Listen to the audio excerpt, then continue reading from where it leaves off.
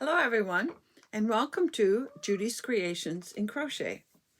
And today is June the 16th, I believe, 2024. And I'm coming to you from Chatham, Ontario, which is almost at the southernmost tip of Ontario and Canada. And we are starting to get some nice, mild weather. Summer might be just around the corner after all. I am all about, for those of you that are new, I am all about showing finished objects and whips and everything else pertaining to crochet. I am a crochet channel, but we also talk about yarn. I particularly like hand-dyed yarn. As you can tell from this collection behind me, I've been trying this past year to stay with Canadian hand dyers, mostly because of the exchange rate. And if you look back, you will see a couple weeks ago, a friend and I went to Knit City, Toronto, which is, yeah, it's knitting, but who cares? There were over 100 vendors and they had yarn and things associated with the yarn industry. So I was in seventh heaven with all of that yarn. If you want to see the kind of yarn I love, you can check out those videos. And I showed the yarn that I got during that weekend. So that's what I'm most about. I want to welcome you if you are new and say hello again and welcome back to all of my regular viewers. I do appreciate each and every one of you. I would appreciate as many thumbs up and comments as possible. And if you are here for first time, I hope you will subscribe and come back again. And sharing this video helps as well. They say a very important thing is to watch the video all the way to the end. So hopefully I can entertain you well enough to keep you on the edge of your seat till I'm all finished. Now, those that were around in my very, very first few episodes, you will remember that I said one of my reasons for starting this channel was because I had been making items for the craft show. And I had been to the craft show once. And then in the spring of 2020, you know what happened? We all got locked down and there were no craft shows for several years. In fact, the craft show that I went to locally is no longer running. They decided to not do it anymore and nobody took it over. But I started my channel because I had so many items stockpiled for a craft show and nowhere to go. And some of the items I could definitely put into donations, different places. But donations have to be acrylic, maybe cotton, definitely machine washable and dryable.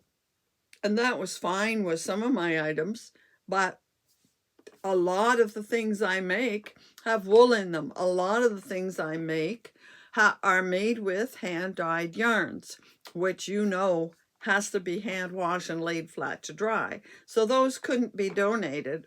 I have since found one craft show to go to. But at the time when I wanted to start this channel, I thought this would be the best venue for me to show the items, at least, that I have made. And maybe in showing my finished objects, I might be able to drive a little bit of traffic to my Facebook page where I had everything listed. This is a bit itchy. Where I had everything listed and was trying to sell on Facebook. Facebook has not worked out for me at all. But I used this platform to show the things I had made. And over time, I slowly showed everything in my pile, as well as the things that I was making from week to week. Well, I finally got to the very last item that was in that stockpile, and I'm wearing it today. This is something I made before the pandemic. It was in that pile.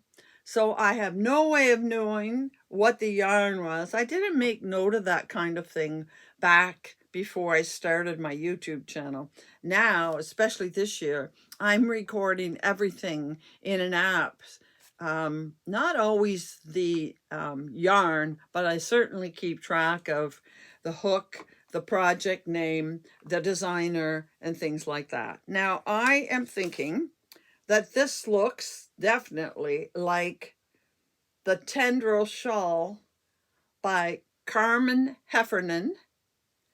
And she has also a blog called Annie Design Crochet. Her patterns are on Ravelry. That's where I have gotten them. And I've shown this probably at least one other times besides this one.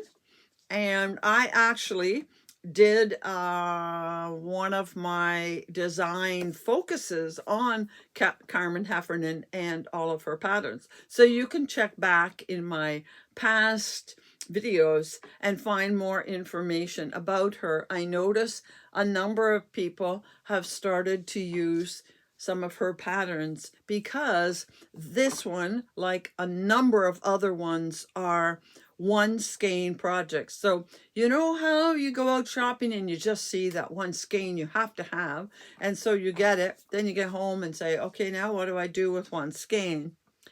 Don't we all have a lot of those single skeins we're not sure what to do? While I have two designers I love to check out, and one of them is Carmen Heffernan. She has quite a few one skein projects, and a number of them are free on her blog. So that's what I'm wearing today. So I generally start out with finished objects for the week. Now, every now and then I show you finished objects in other things other than crochet. And I did finish a very, very small diamond painting, and I didn't bring it down with me, so I guess you're not going to get to see that. It's actually hanging on my front door at the moment. But I did finish 2 crocheted items, and here is the first one. If I can get it over here without disturbing the little kitty.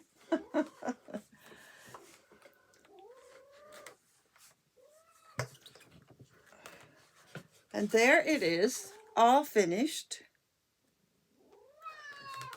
I believe, if memory serves me correct, it is called Twilight Stroll, and it's made with 2 different skeins of yarn. And I'm going to talk about these skeins of yarn, and I'm going to talk a little bit about this pattern. First of all, the yarn. I used 2 yarns from Expression Fiber Arts. You know how much I like them. No, only one was Expression Fiber Arts. Sorry. The body of it was made in a yarn by Created for You by Laura. I happen to have a few of hers. I don't know where I got them. Must have ordered them online. Created for You by Laura. And this is called Splashy Stash. It's her fingering sock weight, 50% baby alpaca, 25% silk, and 25% linen. It has 438 yards in it, and I have this much left over. I did weigh it, and I forget, I think it's somewhere around 30 something grams left. So about a third of the hank is left. and it made the body of it here very, oh, it was nice to work with, very soft, you know, with alpaca and silk. It just feels lovely. Then the bottom part, I went looking for a brown that went with this, and I found this vellum. Vellum is by Expression Fiber Arts. They don't always have this on their site. It's something that comes and goes. And this is the colorway Elevation Vellum, and it is 70% baby alpaca, 20% mulberry silk, and 10% yak. So a good match, what with the alpaca and silk, but it also has a little bit of yak in it. There was a time when I told you the properties of different yarns. You may want to check that out. Now, these come in smaller skeins. They are 50-gram skeins with 201 yards in them. So I got out 2 thinking I would need to, and it turns out that I only needed a very, very, very tiny amount of the second skein. So this has something like, was it 46 or 48 grams left? So almost a full hank of the vellum. And vellum is a yarn I have not done a review on. I've reviewed a lot of Expression Fiber Arts or EFA yarns, and so I'm going to do a review on it right now. First of all, this is extremely soft. This is softer than the other one, okay? Very soft. It's also just a touch bit thicker. I don't know if I can get these out so you can see. I think it's maybe a little bit obvious that this is definitely fingering weight, and this is too, but this is, I think you can see, this is a little heavier fingering weight than most. But it is really, really dreamy feel. This is very dreamy. This was wonderful feeling to work with, but this was even nicer. This is much nicer to the touch, softness. But there is one drawback to working with this. This has a tendency to split. So if splitting is an issue for you, you might want to think twice about this, because it did split quite a bit on me. That might have been the hook I was using. I'm not sure. But lovely, lovely feeling, really cozy feeling yarn. Okay, next, I want to talk about the pattern. I would never do this pattern again, and I would not recommend it to anybody. Now, I will put the pattern name and designer in the box below.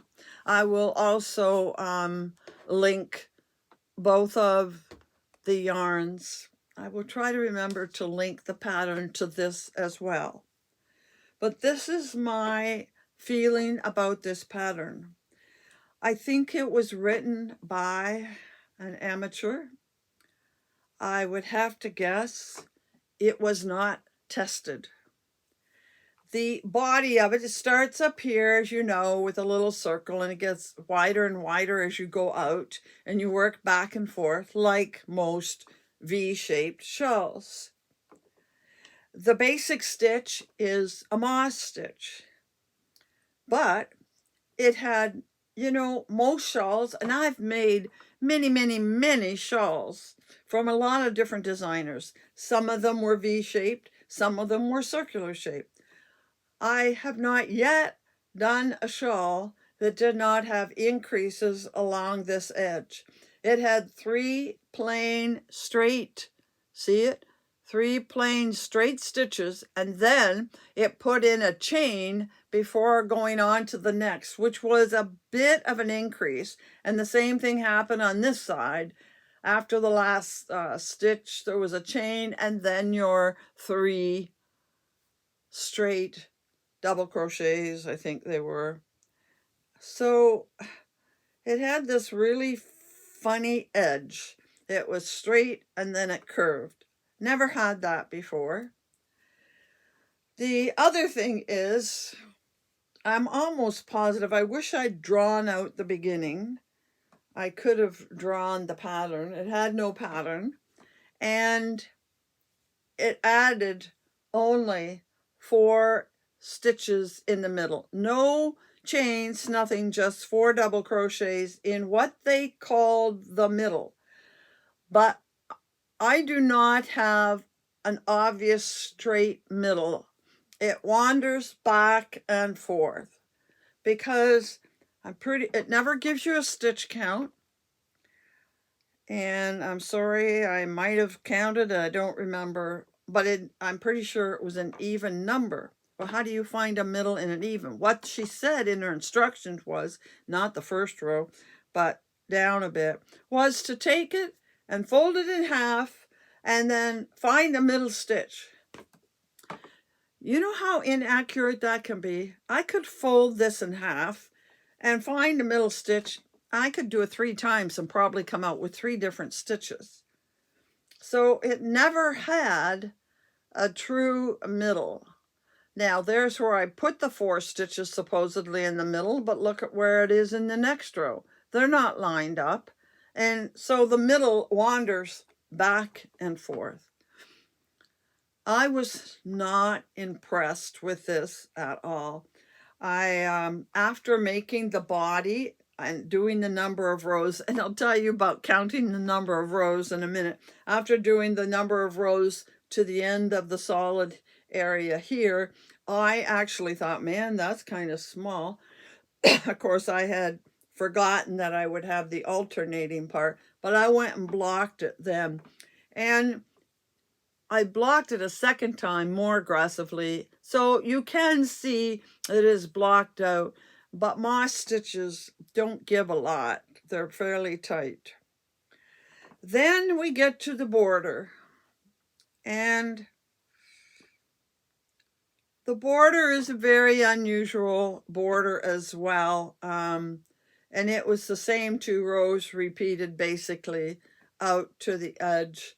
And again, not the nicest of stitch combinations. And again, it didn't worry about a middle, and it sort of goes around the outside point. Anyway, I mean, I got started and realized I didn't care for what was happening, but I kept going. I'd started, it was an easy pattern, even though I didn't know where the middle was in every row. And I just pressed myself to finish it. And there it is, totally done. It very soft. It'll be very nice for somebody to wear. And the lacy border is nice, not special, but it is nice, and it feels heavenly. That's the main thing. It feels heavenly, nice color, and hopefully somebody will like it, but I won't ever do that pattern again. Now, the body of this had a 4-row repeat, and I think the 4-row repeat had to do with the outside edge, the fact that it alternated, so it couldn't be a 2-row, it had to be a 4-row repeat, and you had to repeat it 14 times. Now, I've bought row counters in the past, and I've never made use of row counters. I don't know why. I guess I don't think to go pick it up every row and do something with it. But I want to thank Jackie at Crochet ADHD. She was showing this on her channel one day, and I don't know what it's called, but it's one of those poppable things. You can pop it in. I think it's made for people that want to sit. You know how people like to pop the bubble wrap. Well, this kind of pops too. So I found this very easy to sit on the table beside me. And when I finished the 4 rows, the 4th row had something different. Oh yeah, the 4th row had the 4 at the center. You went 3 rows without an increase, and then the 4th row you put 4 double crochets or single crochets in one spot. Every 4th row different, weird. But anyway, every time I finished the row with that increase, I'd reach over and just pop it. And it's sitting there on the table beside me. Next row, I'd just pop it. So it's all numbered. So I just had to go until I hit number 14. That's the first time I've ever used something like this to keep track of it. And I really like it. I don't know what it's called. I don't remember what I looked up. But I found it on Amazon. And strange thing was, I was at a craft show a week ago, and they were selling these kinds of things in butterfly shapes and different things. But anyway, thank you, Jackie, for showing this. I really did make use of it. I'm glad I had it. So that is my first crochet finished object. Like I said, I had a diamond painting. And I also finished one other crochet item, which I'm not going to show you today. I will just show you that it was made with the yarn for the June Mal.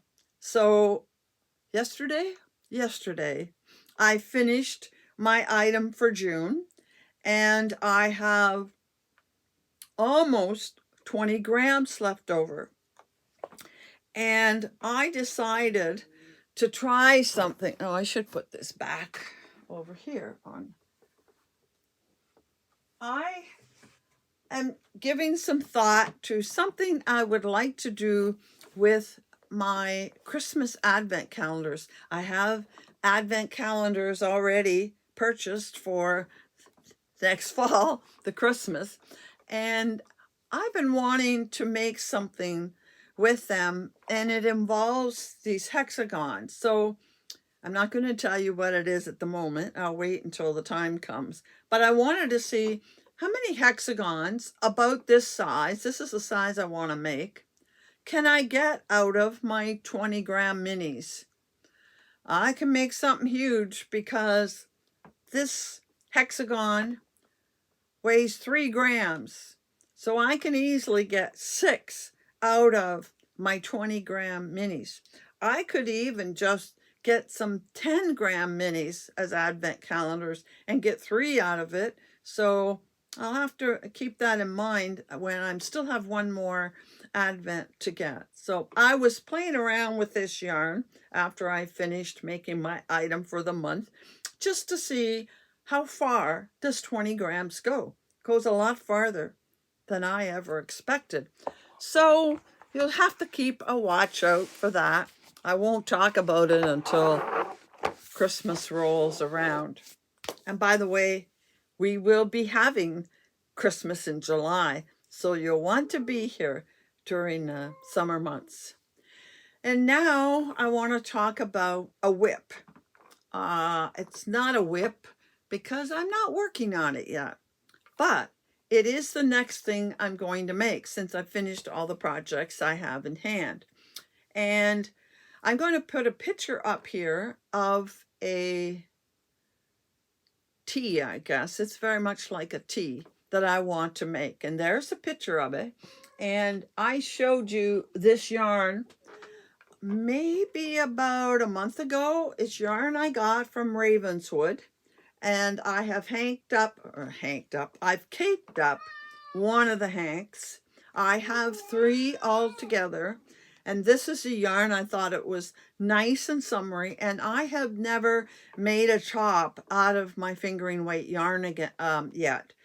I want to make some sweaters, tops, whatever, out of fingering weight yarn. I have several different sweater quantities, probably more than I need. So I wanted to get one made to see how much does it really require. and I have 3 of this. So I'm hoping, it looks like by the instructions, and it just says a little bit of a cap sleeve. 3 will be more than enough. So that's what I'm going to start this week. And all going well, I might have it done for you to see next week. That depends. A lot going on around here these days. So that is my next item that I plan that is in the works. So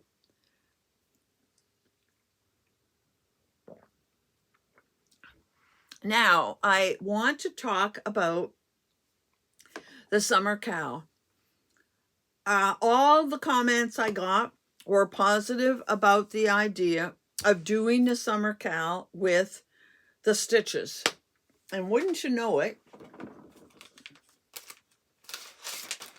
I forgot to get out my calendar and double check what I'm doing. I know when I want to start.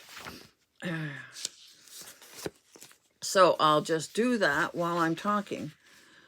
1, 2, 3, 4, August the 1st. We are going to go ahead with the special stitches. Okay, so I want to talk about a few rules involved with the cow. It is going to be, I've started to look at stitches, but it's going to be a little bit more difficult than I thought, because as somebody pointed out to me, if you are going to be putting these, say, several squares in a scarf, or a lot of you, not a lot, but quite a number of you like the idea of the sweater made with different, or top, whatever, made with different stitches. Well, you know, the sides have to be the same, which means the stitch count has to be the same in each of the different stitches. And there was a stitch I really, really wanted to do.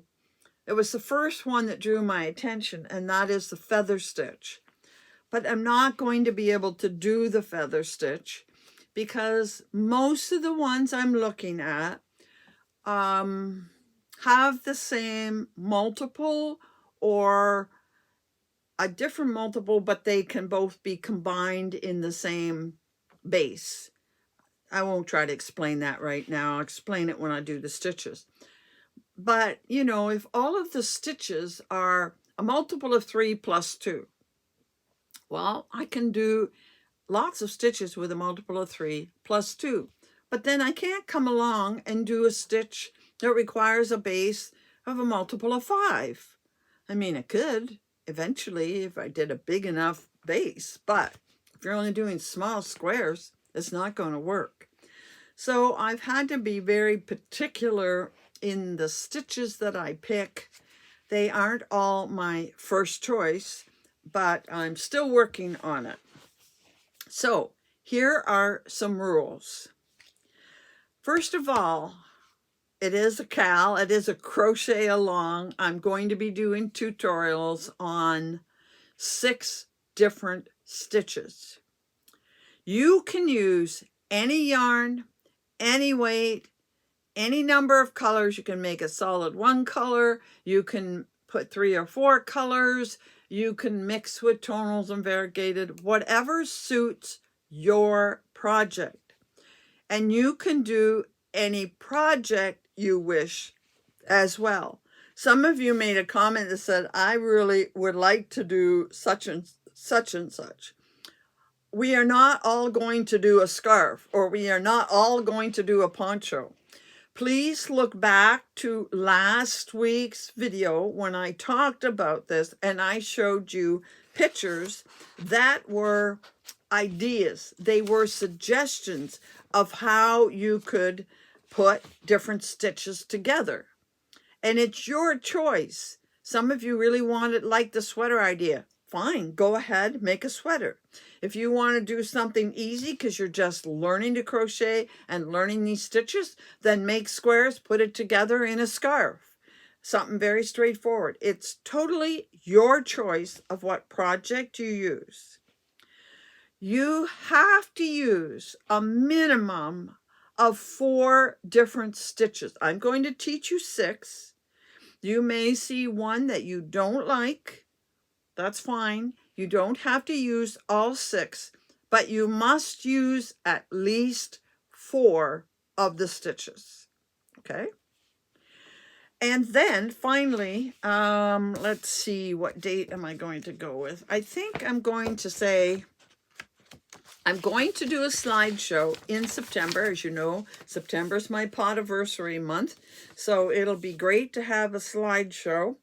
And I'm thinking I would like to do the slideshow on September the 10th. So I need you to email me by September. Email me projects.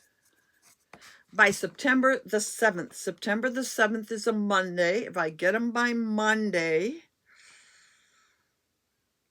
I have Tuesday and Wednesday to work on them, as well as the video for the week. Well, I'll find a way to do it. I'll make notes and videotape. Maybe I better set it back one day. Sorry. I'm going to change it to September the 6th. September the 6th projects. Okay, that gives me Monday to work on that videotape. Okay, so I'm going to put that in my notes, September the 6th. So you would have to email me your finished items. Oh, I'm looking at the wrong month. Please forgive me. Oh, it's been very, very busy and hectic around here the last couple of weeks. So I want to do it on the 12th. Okay. September the 8th. Okay. Try this again. September the 8th is a Sunday. If you get your pictures to me by September the 8th, that gives me 3 days, and Tuesday is always a bad day. So yes, projects.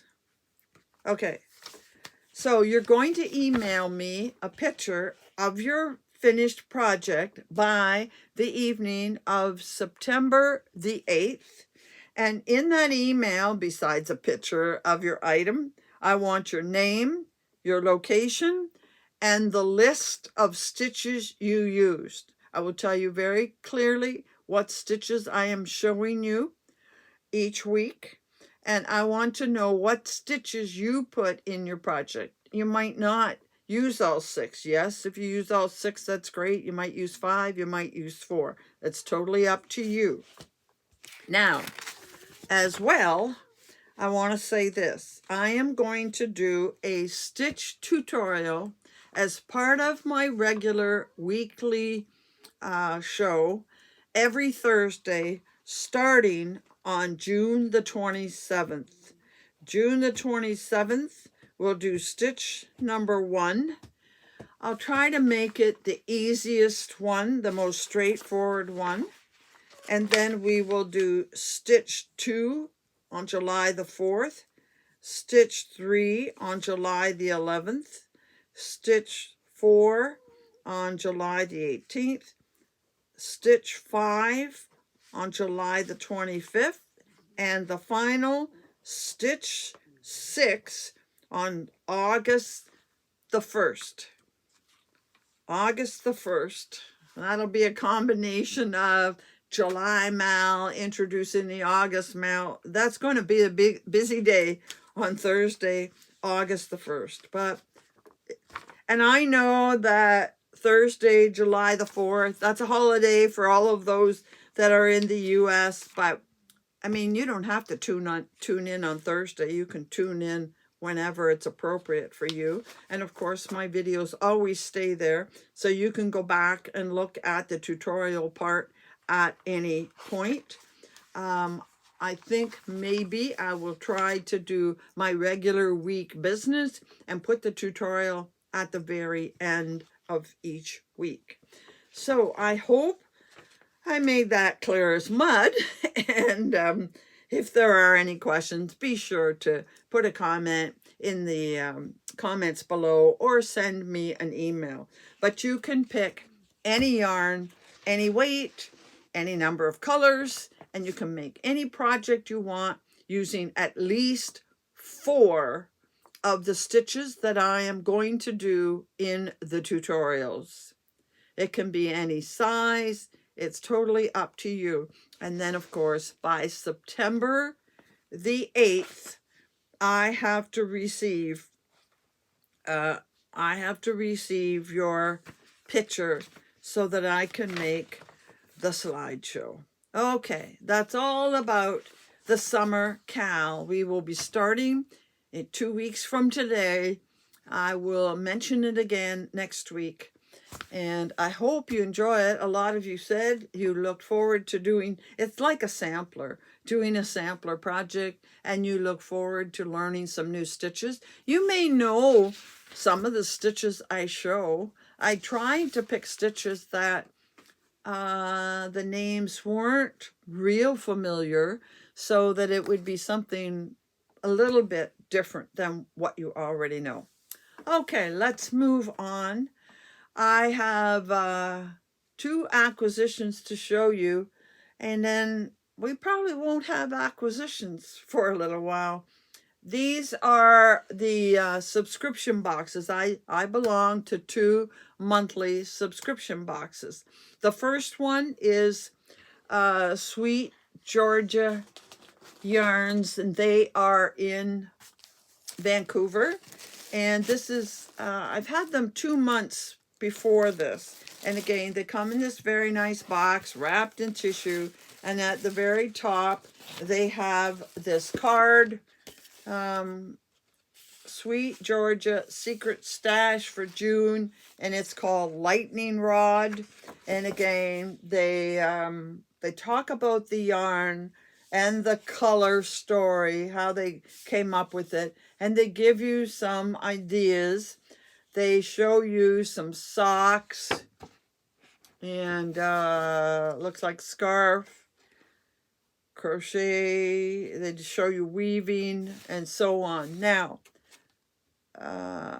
do they tell me what kind of yarn? This yarn, every month, that's what's unique about this particular subscription box.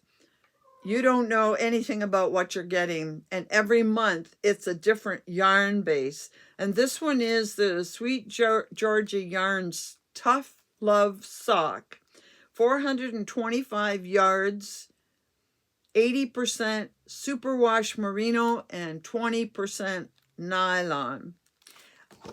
Superwash merino nylon are one of the most common bases that you'll see.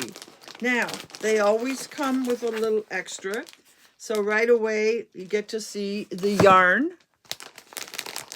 I will, and it's always in a nice little Ziploc bag.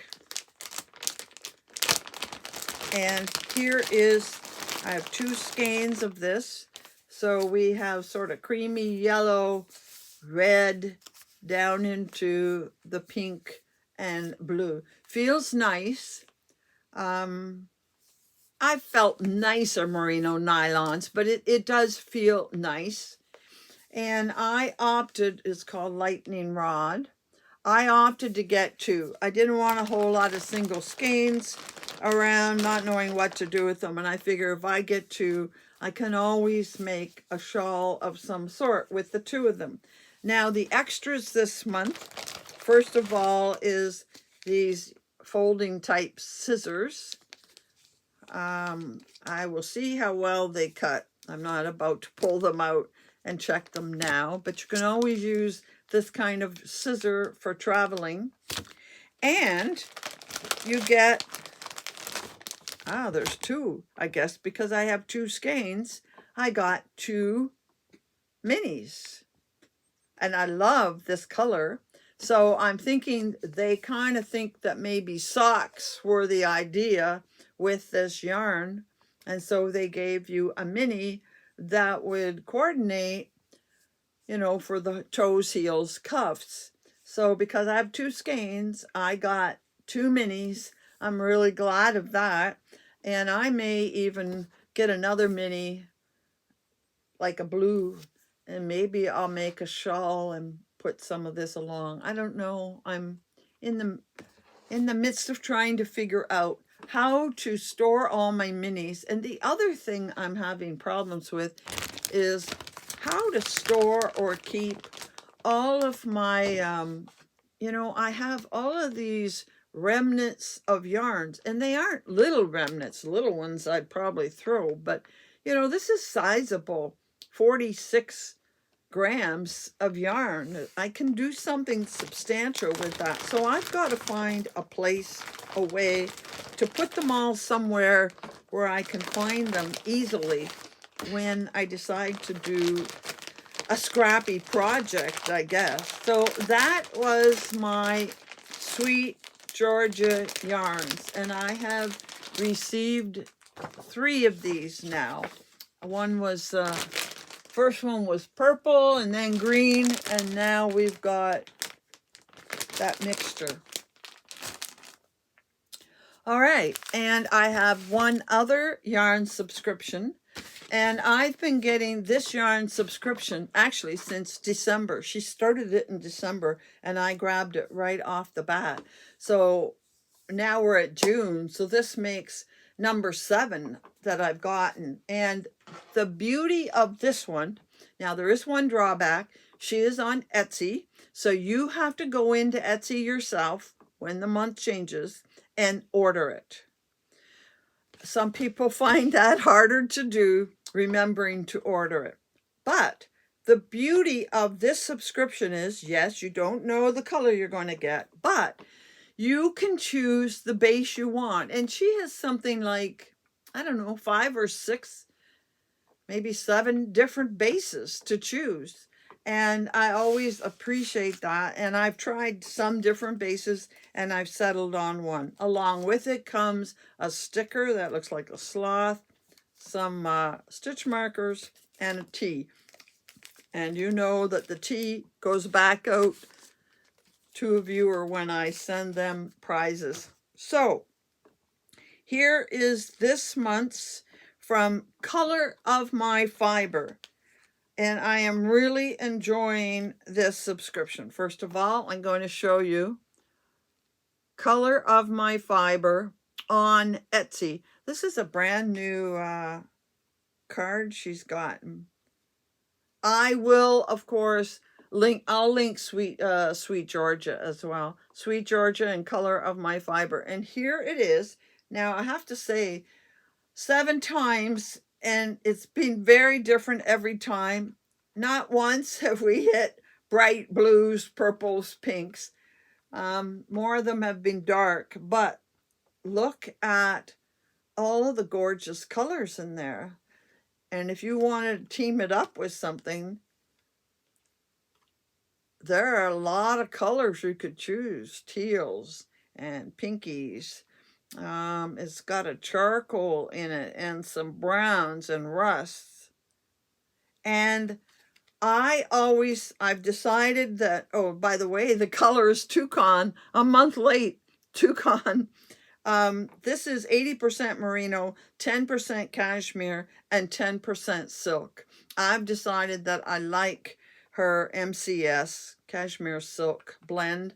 It is shiny, it is silky, it is soft.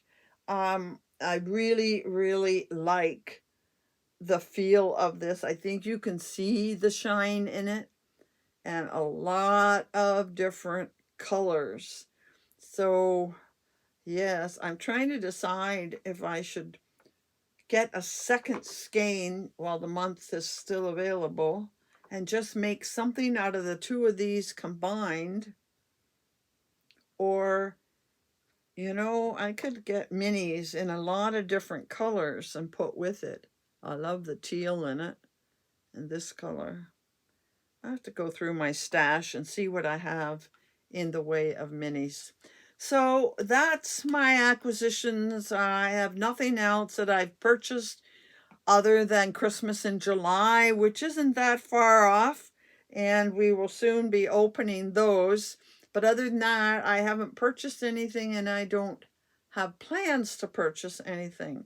But I will tell you this, that you know that during the winter, I have not all, but most of my purchases, I make a number of purchases from EFA, and I have them sent to my brother who lives in the villages for the 6 months during the winter. And he, of course, then brings them back to me. I haven't seen him since he's been back, but he's supposed to be coming later this month. So maybe by the end of the month, I'll have a big yarn haul to show you. I know that you like to see that big yarn haul from EFA, which is my full 6 month winter ordering from them. And I'm really anxious to get it because there's a yarn in there for a project that I really want to make in July, I believe. So yes, I'll be showing that sometime soon. So that's what we have today. Oh, one other thing to tell you. Finally, the weather has settled down. We've had some days clear of rain, and the people are coming tomorrow to start my raised garden in the backyard that I'm going to be putting my hostas in. If you've been around for a while, you know I have a hosta collection. So it's my plan that probably for next week, I'll be able to take you on a tour of the garden area, show you the new shed and the raised garden and all of the other hostas that I have out there, because I added quite a number to my collection last summer. So I'm thinking next week it'll be a garden special highlight. So tune in for that if you like gardening or you want to see a very large hosta collection, almost 200 different varieties. So that's what's in the plans for next week. But until then, happy hooking.